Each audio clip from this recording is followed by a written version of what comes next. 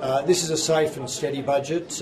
We welcome again the consultative style of Minister Greg Hunt and the team he's built with Senator McKenzie and Minister Wyatt, delivering $12 billion in increased spending.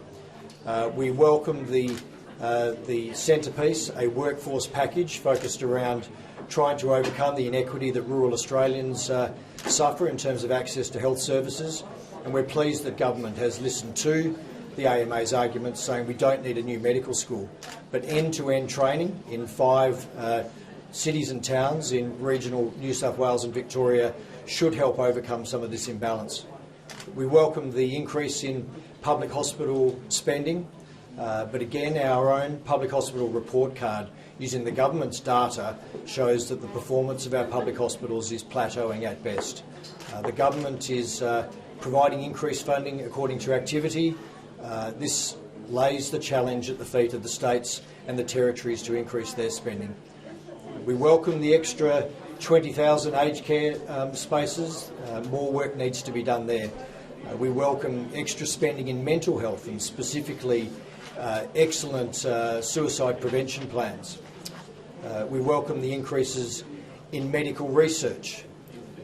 We are very pleased with the announcements in Indigenous health, with specific programs in eye health, in ear health and on remote dialysis. Perhaps the main point of this budget is what it doesn't say. There's no mention of the government's signature reform in primary care, the healthcare homes. There's no mention of how any savings from the MBS reviews are going to be reinvested in healthcare, and there's no mention of the reforms necessary to private health insurance. This budget asks as many questions as it answers. Is your lobby against a new medical school rent seeking?